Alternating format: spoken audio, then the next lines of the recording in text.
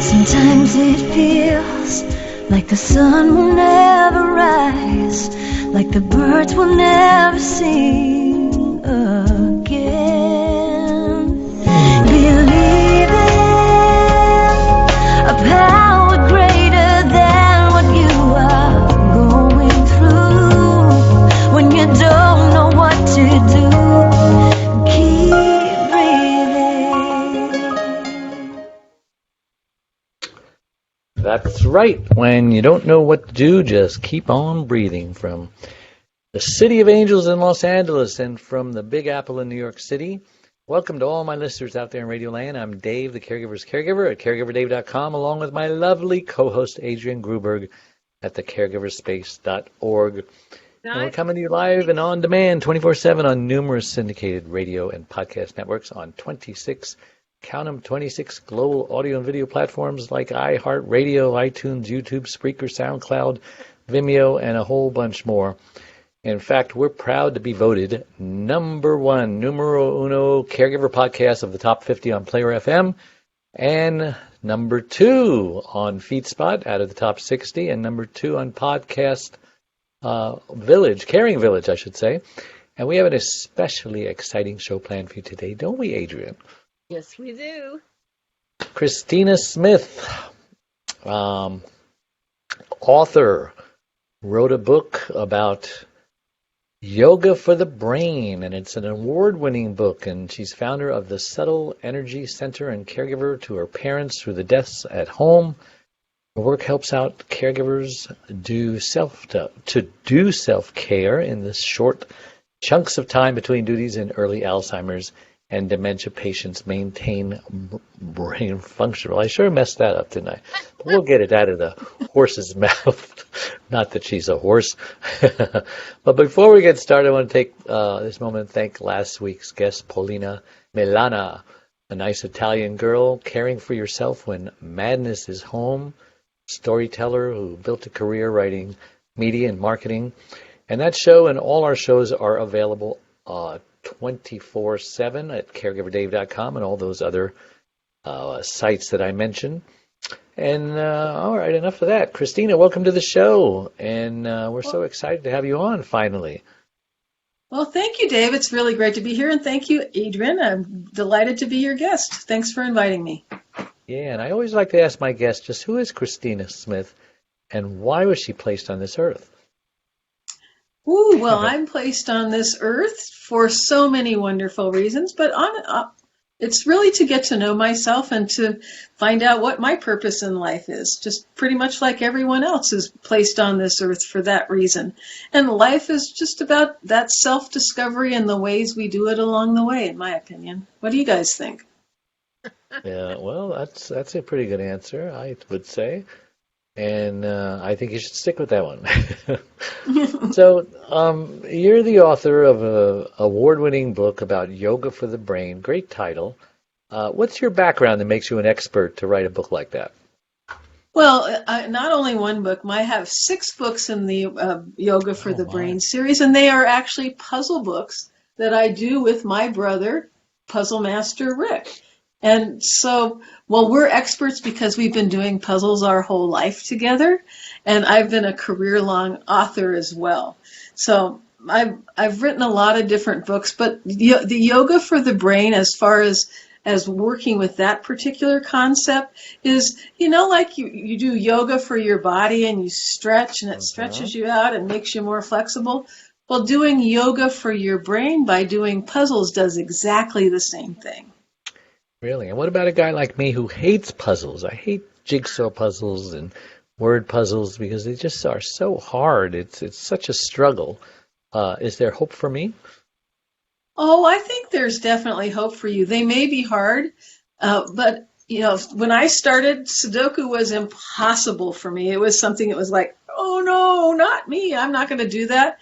But I kind of got over myself and said, okay, you know, I've learned how to do a million impossible things. Like I've learned how to do caregiving for my folks as they were declining and moving toward their demise. Now that's impossible. So if I can do that, then I can teach myself how to play a game of Sudoku. So with that in mind, I kind of learned it, just used it as like, first I surrender to it, just like you surrender in a caregiving situation eventually. You've got to surrender to it. You lose control of your schedule and you lose a lot of the things in your life that you used to have. And doing a puzzle's the same way. Well, do they come in different categories of difficulty so that you can start out like as a beginner Oh, and work your way up? absolutely. Absolutely. So it's a personal decision to decide you can to enjoy it or to try something a little different, and it's actually a wonderful way for a caregiver to take a moment to pause, to actually turn off for a little while without having to take a huge break. Doing a puzzle for 10 or 15 minutes can be very refreshing because you have to think about that and not anything else. What was that word you used? You were describing a puzzle. It sounded strange. A Sudoku number Sudoku. puzzle. What is that? I don't know what that is. Well, Sudoku is actually one of the most popular puzzles in the world. It's based on numbers, and what it is, you have the standard Sudoku puzzle is, well, let me show you. Allow me to show you. Have you ever heard of that, Adrian? I just have one I can show you right here. Terrible with numbers. So, Adrian, you're not loud enough. Can you get I'm closer? wonderful with words and terrible with numbers. Me too. That's yeah. me too. That's me too. So And I resist Sudoku. Well, I did too, and that's what my whole journey began as, because I thought numbers, yuck. What do I want to do numbers for? But you know what? The good news is the number, Sudoku has nothing to do with math. The numbers might as well be letters because you're looking for different patterns and you just put one of each in each box. They just happen to be numbers. They could as easily be letters. So you're actually looking for patterns, which shifts your brain from whatever you were thinking about, whether it's either word-oriented or logic-oriented, into another perspective and really gives it a pause to reflect. So, the dementia test that I take every 6 months, because I want to be, aware if anything is happening to me. I don't want to be the last one to know. One of the questions they ask you is they give you this paper, and it's got, you got to connect the lines, and it says, okay, we've done the first two, like 1A, 2B, what's the next one? Is that kind of like a Sudoku puzzle? Well, you have Looking different for patterns? squares, and it's patterns, but you fill in different numbers based on the information you don't know. So you get clues to start with, and then you just look for, you can have 1 through 9 only going a bunch of different directions. So you just look like where it fits. What's the next one in the sequence? Exactly like you're talking about. And these puzzles really help us to stay sharp and perhaps ward off that terrible dementia and Alzheimer's? It does, and it's really good to do easy puzzles, for either the word search or the Sudoku or the early stages or pre-Alzheimer thoughts, just to keep your brain sharp and to keep it moving in different directions and nimble and flexible. What do you think, Adrian? I'm willing if you are. Well, I'll give it a shot. I do puzzles. Well, that's the whole reason I wrote this book, because day. I was just like you. I am just like you. I was not into it at all.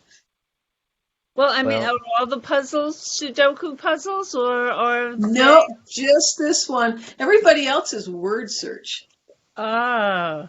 So if you send Adrian and I a book. The word searches have a little reading. Some people call them devotional, something inspirational. And then the words are from this reading. And then you find these words in the grid. And then the cool thing is once you've found all the words, a secret message is decoded from the letters left over that you didn't find in the puzzle. So that you translate, it's like a cryptogram. You put it down here and you get a secret message. Well, I'll make it's you a deal. super fun.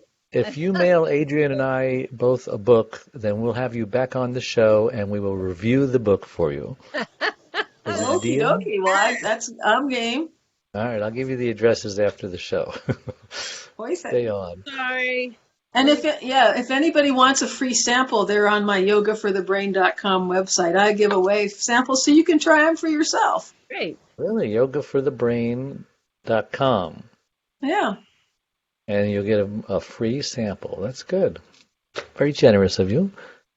So How did your Yoga for the Brain series of puzzles come about? I mean, before you wrote your first book, what was the birth of it? What were you thinking? That was actually, it honestly was exactly what we were talking about. My brother is a retired technologist. He's all about hard Sudoku, and he loves games. Hard and so Sudoku. I was on a plane to visit him, and I had read everything on my Kindle, and I was flying frequently at that point in time. I'd read the In-Flight magazine. So in true desperation, I turned to the Sudoku, knowing that I wasn't going to be good at it, and I wasn't.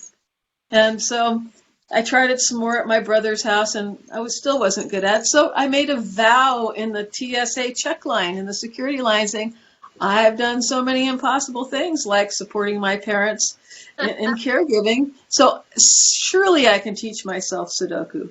So as I began to do that, I began to learn about Sudoku and about getting over myself, and that's what the doubt. And when I called my brother and said, I've been starting a number of books for years, and I could never finish one, but he had gotten this phone call from me before. Mm-hmm. I know what I'm writing my book about. I said, are you sitting down? And he said, okay. He said, Sudoku, and I want you to make the puzzles. And there was dead silence because he was so shocked. So that started. So I do my Yoga for the Brain series with my brother, puzzle master Rick Smith, and he makes all the puzzles, and I write all the text, and we're both happy. So you're saying if that you can do it, anybody can do it, because it was hard for you. It was hard for me, and I said exactly the same thing as Adrian did. I'm not a numbers person. I'm a people and words person.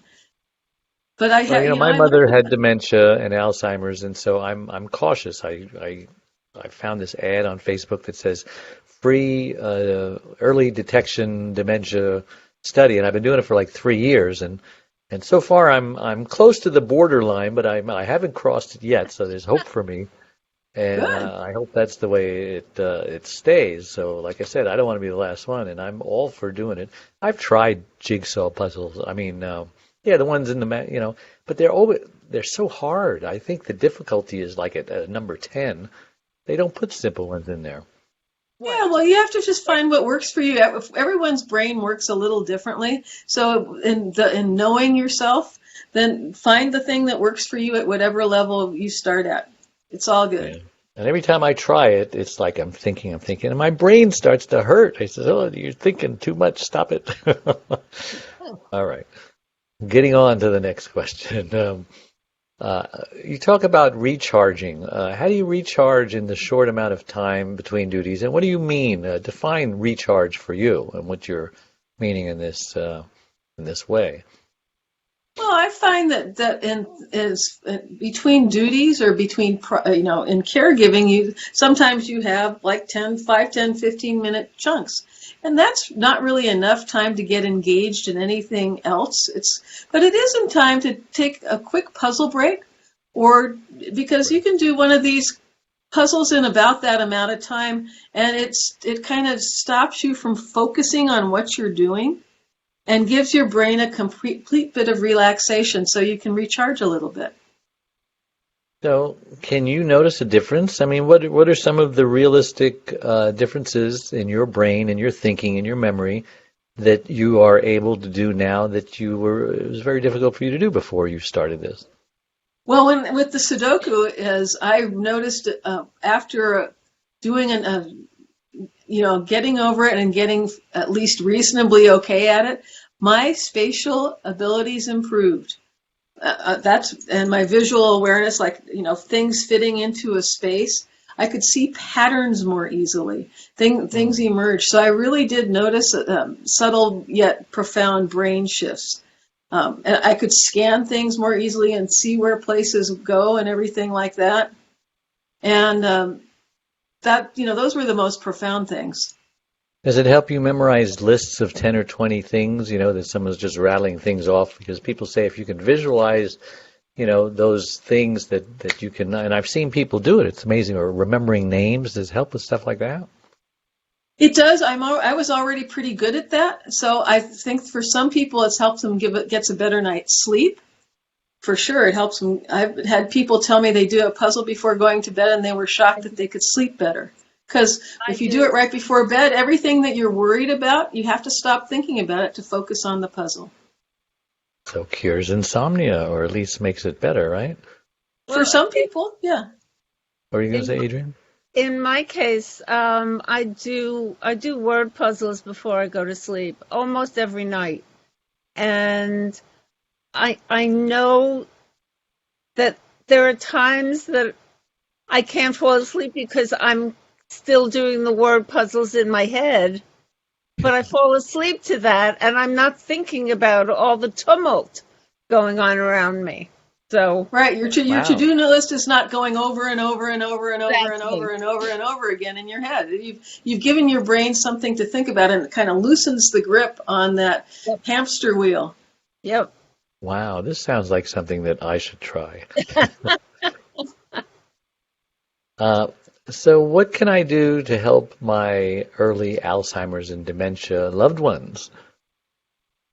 Well, you can print out. Tried this with them?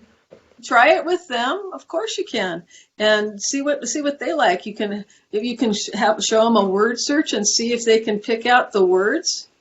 Most word search puzzles have large enough print so that you can see them.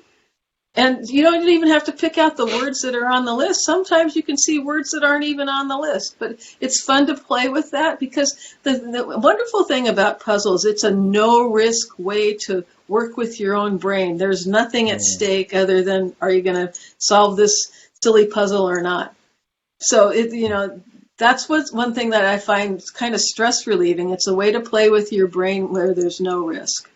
And there's no judgment.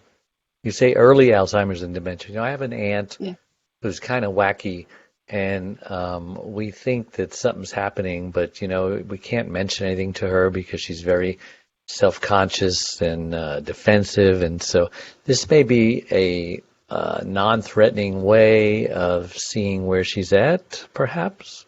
Yeah. Maybe I should get one for her. Give it a shot. Well, that's very interesting. You've exceeded my curiosity level. So, how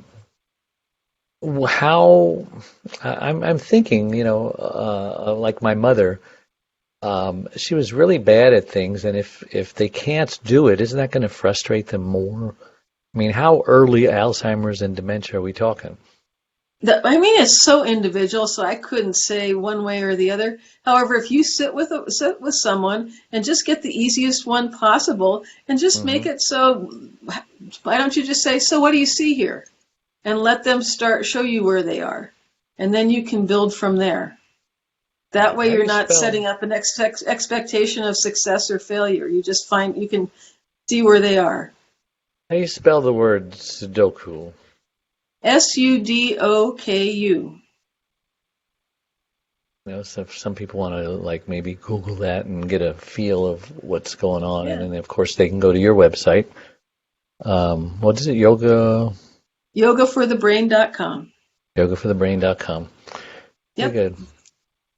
All right. Well, listen, we're going to take a short break, and we will be right back. So please don't go away. We are a community of caregivers that understands and supports you wherever you are in your journey. We are a place to connect with other caregivers, but more importantly, a place to get practical, actionable help. There are lots of ways for you to get support. First of all, you can download our welcome pack. This will get you started on your Thrive journey. Next, you can ask and get answers to your questions by posting them here in our private Facebook groups. You can also get live online support by attending one of our live weekly Connect webinars. You can get practical, actionable advice by listening to our weekly podcast. You can hear and read other stories about other caregivers' experiences. Plus, add your own in our weekly Share Your Story forum, posted every Tuesday in the Facebook group. You can access essential resources and download practical Thrive Solutions packs, all of which are geared to help you thrive as a caregiver. You can get lifetime access to all of our resources. Again, we're here to support you and help you thrive and to enjoy your life as a caregiver. And remember, this is a place to get hope, not just cope. And we're back with our guest, Cristina Smith, on the Caregiver Dave Show. I'm Caregiver Dave, and we have Adrian Gruberg as my guest host. And we're talking about yoga for the brain and how good it is for even normal people like us who maybe don't have Alzheimer's or dementia, but want to stay away from it. And it's good for early Alzheimer's and dementia patients as well. What can it do for early Alzheimer's and dementia patients? Can it help slow down the dementia? You know, they say it's incurable, but is there any control over how fast it progresses with puzzles like this? Well, I am not a medical professional, so let me just give that caveat right off the bat. However, studies I have seen in the National Institutes for Health have done experiments with puzzles and games and say there is some measurable result from doing them. And of course, it depends on each person's state. So the answer is it depends. Mm-hmm. So why do you think, because the whole idea is that this is supposed to be fun and playful, and so why do you think it's fun to play with stuff like this for both the caregiver and those we care for? Because caregiving is not a very fun job, as you know. Yeah. And this almost could be a diversion of fun and games when you're actually doing some beneficial therapy as well. You agree? I think you're totally right, Dave. That was a great way to say it. I love it when I'm totally right. All right. So other than the Sudoku, what other kinds of puzzles are in here? Some of the things that, they ask me when I go for my test, well, count backwards from 100 in increments of 7, and then, they'll have a long list of words that I'm supposed to remember. They'll do a story narrative, and I'm supposed to remember all the details. Does it get into things like that, or why don't you explain the different kinds of puzzles that are in your book?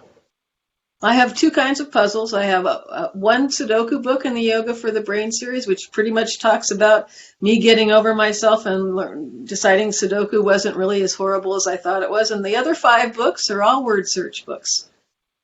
So those are my puzzles. Let's open your book and let's give us an example of a game. Let's actually see if we can play, to get the people who are watching a feeling as to what this is really like, and maybe we can make it less threatening. So here, she's got a book right there. This is the first puzzle in my most recent book, Life Wisdom Word Search Yoga for the Brain, and let me read to you this. All right. So this is called Start with Self-Love. Life can sometimes throw us a curveball. The unexpected happens. Things don't always feel good. People let us down, or things we wished for don't come to fruition. We can be positive, optimistic, hardworking, kind, and loving. And still, life happens and sometimes it hurts. To navigate through these times, be gentle with yourself. Life can be a lot to handle sometimes. There are those surprise twists and turns and detours and roundabouts. Regardless of the curves, the one person you may always count on to have your back is you. You are deserving of your compassion. You are worthy of your self-care and self-love. When times get tough, the thing to remember is that you're human and you're doing the best you can. When those tough moments arise, as they will, take a deep breath. Remember that you will get through this. You can do so with tender, loving care. The way you show up for yourself during these challenges makes those rough times just a little bit easier. Your self-support carries you more swiftly and lovingly through to the other side. Be the loving foundation you can always fall back onto. So I love that there's stories in there that's actually a book interwoven with. It's not just a book of puzzles, Yeah. Which, So there are a bunch of different words taken from that story here, and so you would look for them in the puzzle grid. And so when you find them, you can circle them or highlight them. I see. And then when you're done with finding all of these words, I usually take a highlighter and highlight the letters that remain. And you start from left to right. And so the first letter you find that's left over is the first and the first letter in this secret message that you're decoding. So you go through the puzzle and find all those leftover letters, and it writes out the secret message. Oh my mom, you really spent some time on this, or your brother did. Can I see the cover again? Because that's very revealing too. So here, all these letters, it just looks like mumbo jumbo, and you've highlighted life and wisdom and word search. Life, wisdom, word search. Yep. And so if you're looking for the word life in that mess there, you're teaching your brain to identify patterns, and I can see how that would help your brain figure things out when it gets confused. I've actually looked at some people make word searches out of numbers, and I notice how much more difficult it is because I can anticipate if I see an L and an I, or I could look for an F because F is more unusual. So, I can identify words that I recognize, but if it's numbers where I have no association with it, it's a little more difficult. Like if these were all numbers and I was looking for 1997, it wouldn't be necessarily as easy to spot it out. So it's helpful to have words that are kind of identifiable so your brain can help recognize the pattern. Yeah. You know what also is really hard for me is those games where they scramble the word, mix up all the letters. I'm looking, and for the love of God, I cannot unscramble a word. Are any of those games in there? No, they aren't. But, those kinds of games and any other kinds of games, they help train your brain. If you play with them long enough and don't have any expectations on you being good at it, you just play with it and kind of work your brain into seeing it different ways. Like if you took all those letters and started to write them down and start to mess with them and figure them out and just be patient with yourself, you will eventually, after doing it enough times and being as patient with yourself as you can, well, you'll figure it out. Like start with 3-letter words or 4-letter words and then move along. I have a new appreciation for code breakers. I was watching a documentary of World War II, the Japanese, how they've got, these people in this big room and they're working on how to break the Japanese code, World War II or Hitler's codes. And some of those codes are very intrinsic, or I should say, that's not the word I'm looking for, but, it takes a great mind to look at something and can easily decipher it or easily decode it. Some people are better than others at it, right? It depends on how your brain is wired. We all have our skill sets, of course. I mean, some of us are better at other things than other people, and just like that's why I think learning to do puzzles, it's a great way to learn how to be patient with yourself at things you may or may not be good at. Once again, it's a no-risk proposition. There's nothing at stake here other than, do I figure it out or not, or do I come back to it? It's really comforting to have a low-stress situation like that. Kind of like your golf game. What are you saying, Adrian? Louder. It's a no judgment kind of thing. Right. Unless we judge ourselves. Yeah. There's no one's there to judge you. Right. I will go I do a lot of word scrambles. That's what I do before I go to sleep. And I continue to do the words in my head or pick a word where I can say, oh, there are like so many different words you could make from the word rate, let's say. Yeah, exactly. So, but no one's judging me. I'm right. Just playing with myself. Right. And oftentimes we are our own worst critics. So, it's a great way to play with yourself, exactly, so to speak.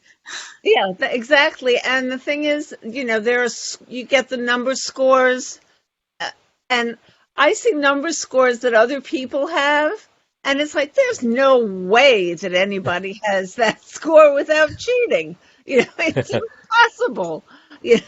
Unless they're breaking the Japanese codes. Yeah, unless they're code breakers, maybe. Wow. Exactly, you're right. So again, you're saying this is scientifically proven that puzzles do help your brain.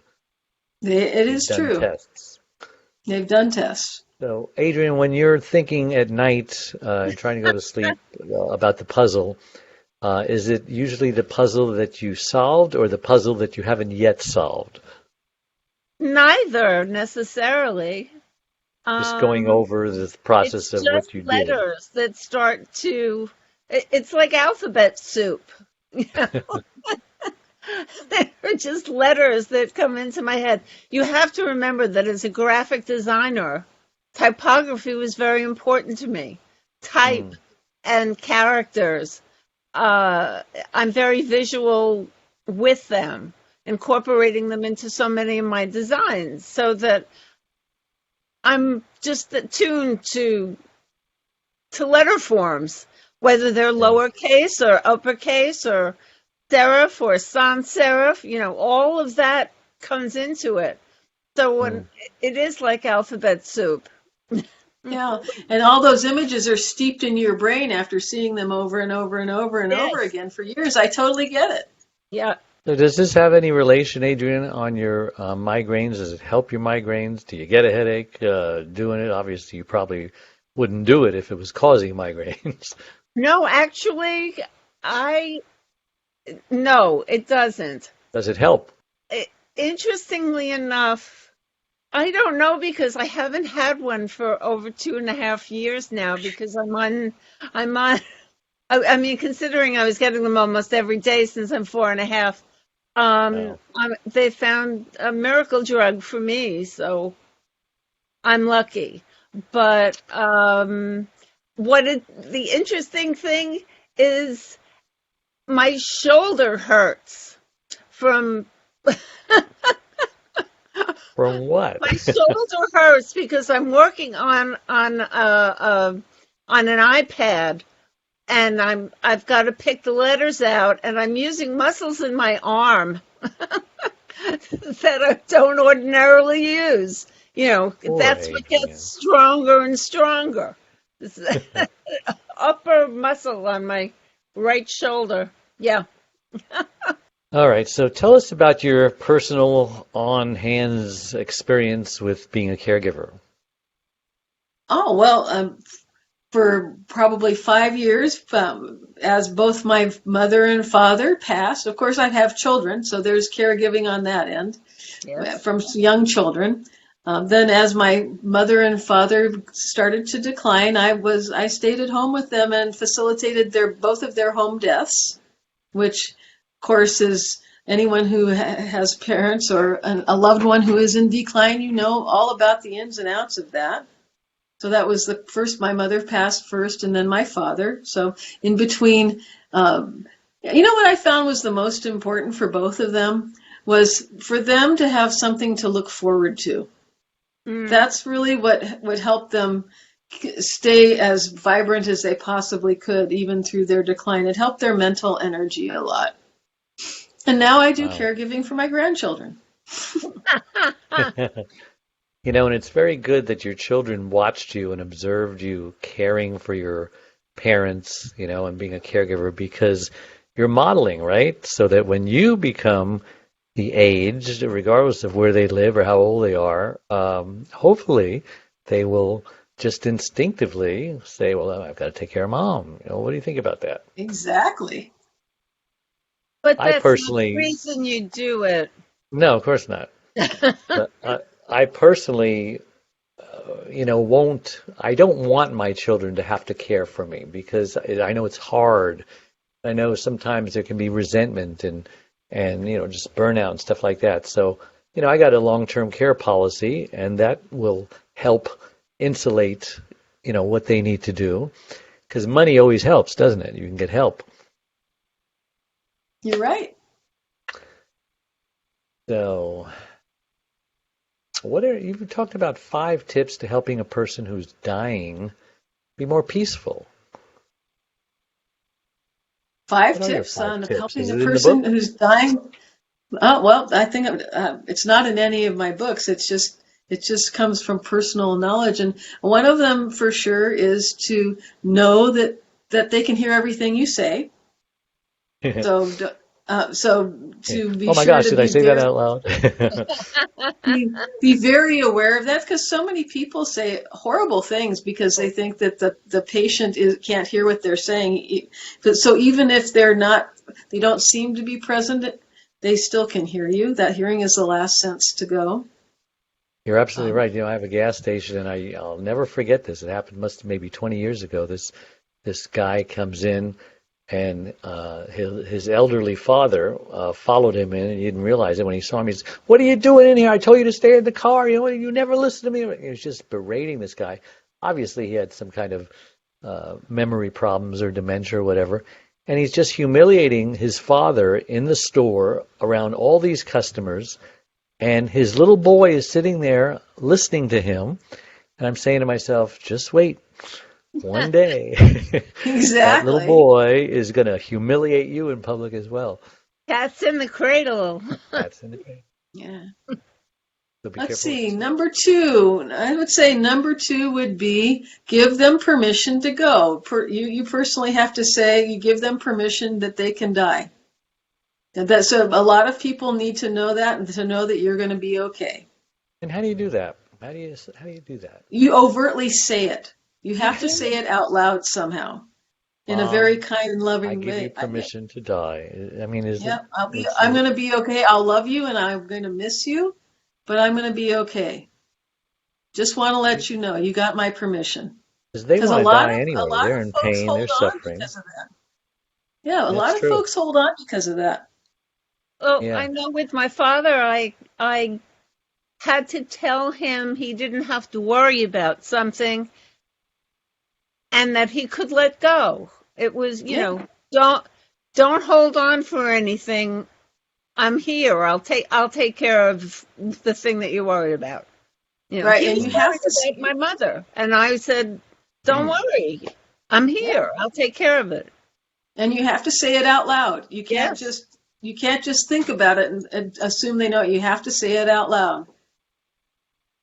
That's good. I guess number three is to get everybody they need to see to come and say goodbye, Yeah. My mother and was that's waiting important too. until a nephew came, Yep. and right after he came, then she left. So Yep. yeah, you're Yeah, right. it was my mom's best friend from elementary school that she had to see before Ah, she could go. that's beautiful. Yeah. So let's see, that's three. Number four is music. Music can really help. Whatever their favorite music is to have that playing, if not constantly, then at least Mm, often. true. And I think number five is to take care of yourself so that you aren't stressed out when you're around them. Like you don't just want to get away from them because you need some space. Take what you need so that you can bring your full loving presence into the person who is in. I call it on the off ramp. Yes, Um, self-care. what- I want to tell you a story about music. Steve was dying, and it was at a point where, what else can I do to make him comfortable? What can I do to take some of this stress off? Because it was terrible. And there was a song that I had told him about again and again and again, and I told him the lyrics, and I had never played it for him. And while he was dying, I put my iPhone and the song on his pillow right next to his ear. And as soon as the song was over, he passed. My Oh hand was my. on his chest, and that was it. It was the most amazing thing. It, Wow. it was very powerful. What a beautiful story. Yeah. Thank you. Well, we're going to take another break, so don't go away. We'll be right back. Anytime we suffer loss, we grieve. And a lot of people don't realize what even the grief process is. But it could be 5 to 7 steps ranging from denial, I don't believe this is happening, anger, oh my gosh, I'm so upset this is happening, to a form of bargaining. How can I get out of this? To depression, which is a very serious thing because that often leads to suicide. And then finally, after you realize you have no more control over your situation and you're totally okay with the new normal that it brings, that wonderful, wonderful place called acceptance.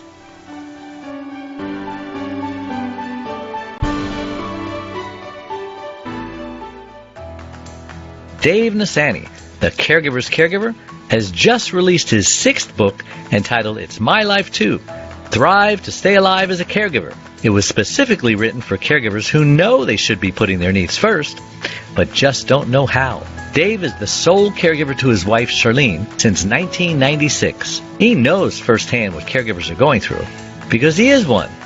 He now speaks all across the country, offering caregivers his amazing caregiver support package. Even the airlines tell us that in the event of an emergency, to put your oxygen mask on first, before you help your child with their mask.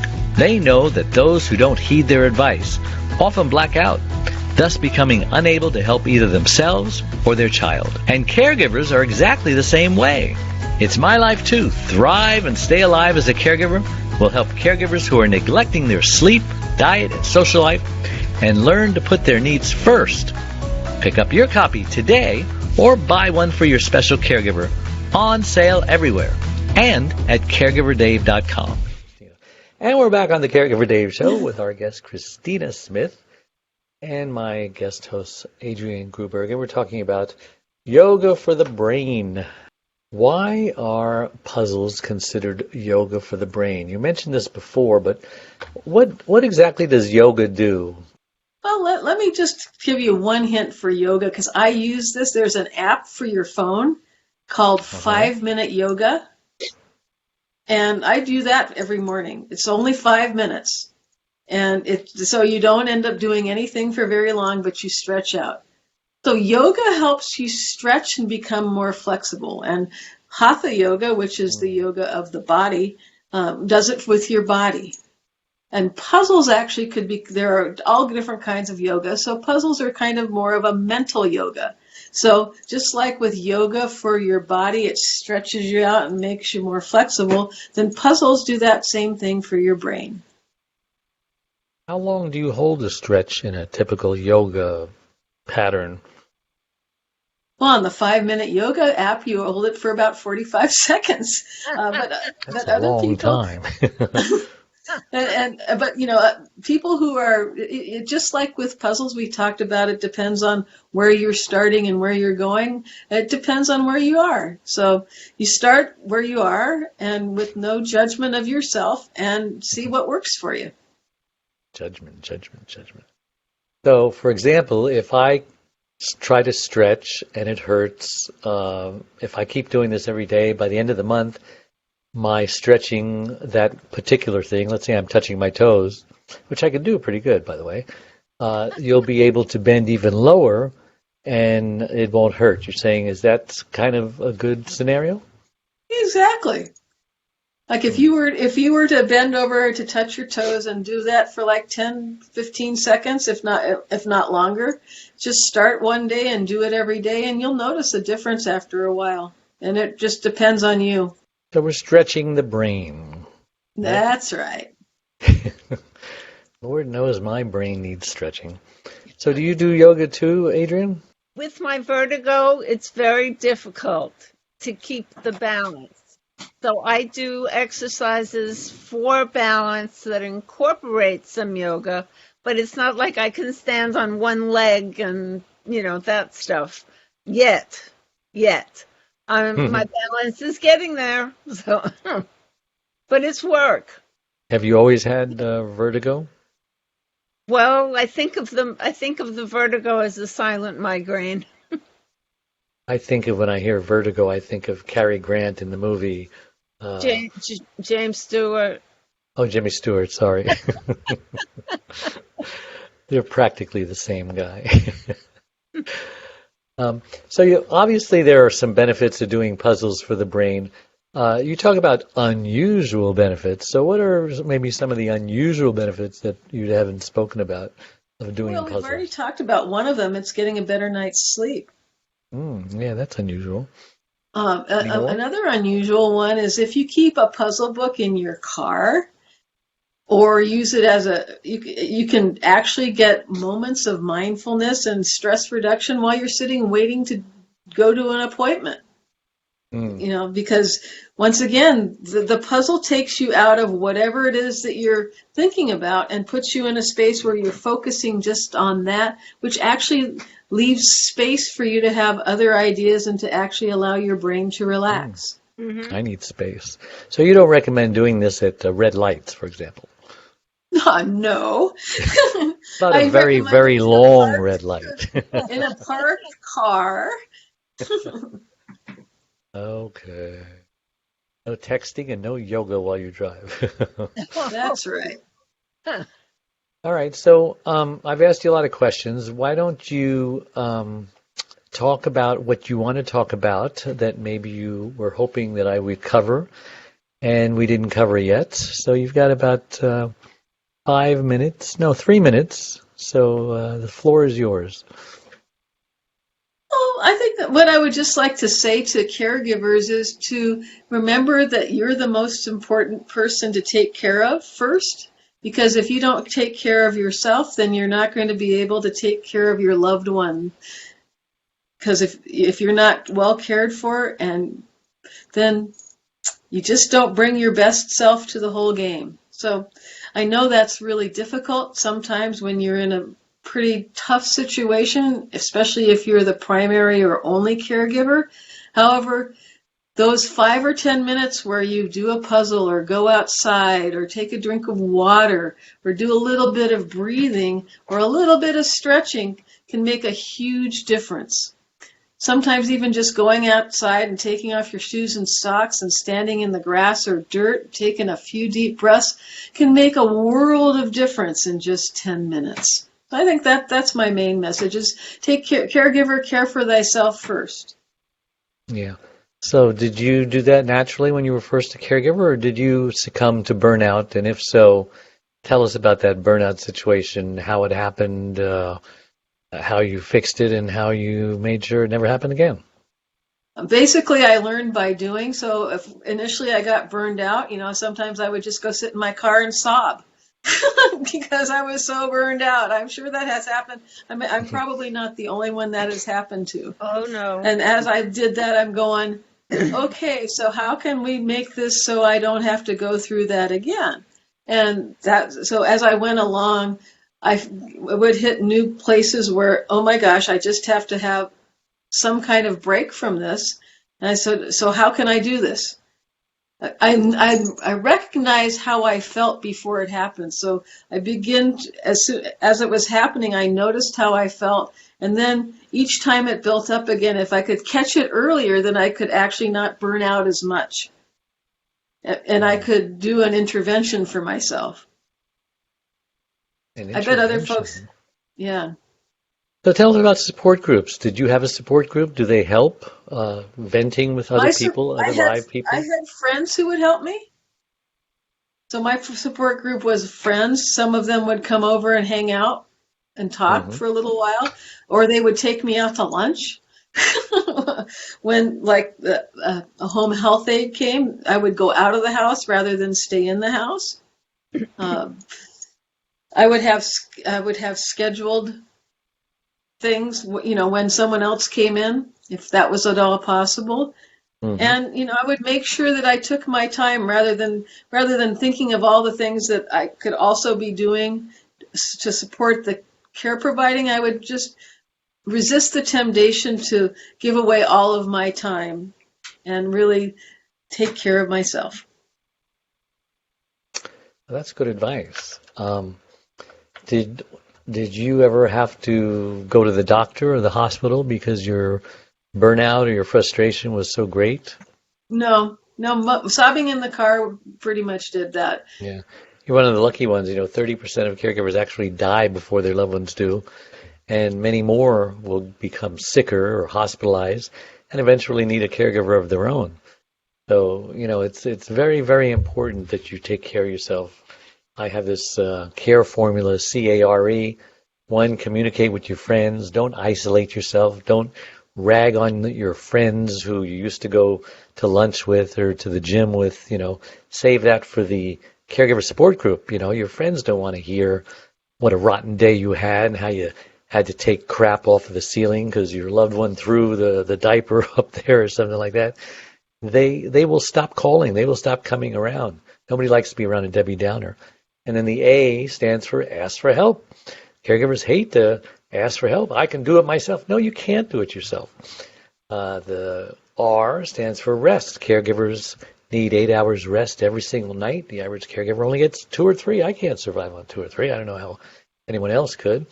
And understand that when there comes a point that it's time to put your loved one in a facility and you can't take care of them at home anymore, let's say they have bed sores. You need to get up every 2 hours to turn them and stuff like that. Now they need 24/7 care because you can't do it. And before I get to E, did you ever consider that your loved ones needed to be in a facility and that you couldn't do and provide the care that they needed? I considered it. Certainly, I looked into assisted living for them. However, at that point in time, they went into hospice care pretty much. And I would tell you, Dave, and I think anyone who's watching your program who's a caregiver really has just a golden opportunity and such a treasure in Dave and Adrian and the resources they provide. And please do be sure to take advantage of all of them. And then we get to the E in my care formula, CARE. Eat healthy food. Don't eat junk food. Junk food's got sugar, chemical, processed ingredients. All that stuff will kill you. And so, your loved one doesn't want their caregiver to die or to get sick. And any time that a loved one is feeling like complaining a lot and making you crazy, then maybe you need to communicate to them, hey, you're my mother. You love me. What you're doing is killing me. I know it sounds kind of cruel, and but hey, it's tough love time, right? And if the source of a caregiver's problem is the loved one, because they're not a very nice person, or maybe they used to be nice, but now their personality changed, and they're bitter, and they're angry, and they're rude, and they're demanding. Maybe it's time to use a little negotiation or pull a bluff on them. Like, you know what? I'm just going to put you in a nursing home because I can't take this. You have to be nice to me. Here's my rules, right? Your boundaries. A lot of caregivers don't know how to say no. They don't know how to put up boundaries. What's your opinion of that? Am I being too cruel? I don't think so, because a lot of times your loved one is not fully there, and a lot of it's the pain talking and the fear. And there is a really great book called Boundaries, and it's been a bestseller for a lot of years that I highly recommend to people. It's an important thing to have with caregivers. So I completely agree with you, Dave. And I did a talk at TEDx called Caregivers Need to Be Selfish in Order to Survive. I call it the S word because everybody is saying, no, I can't be selfish. Who wants to be selfish? But you know what? If we're talking about life and death here, which we are, you have to put your needs first. You have to put your oxygen mask first. And if that means being a little selfish in your mind, you have to just get over it. I call that enlightened selfishness. Yeah. Mm-hmm. Anything to add to that, Adrian? No. I said it all.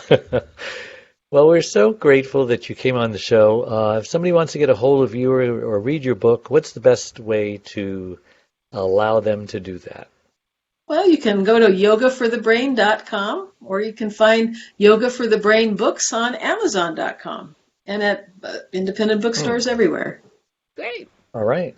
And I thank you, all the listeners who tune in every week. And again, I want to remind you that all our live shows become recorded, podcasts and videocasts on our membership website, caregiverdave.com, and iTunes and YouTube and all the other 26 platforms that we're on. And by the way, when you go to caregiverdave.com, we've got 3 free gifts just for visiting our website. And you'll want to look into that. It's a free membership site. We used to charge for it, but now we decided to just make it free, FREE. So if money has been keeping you from going there, you don't have to do that anymore. Just go and put your email in there so that we can know who you are and take care of your needs. And until we see you again, bye-bye. Sometimes it feels like the sun will never rise, like the birds will never sing again.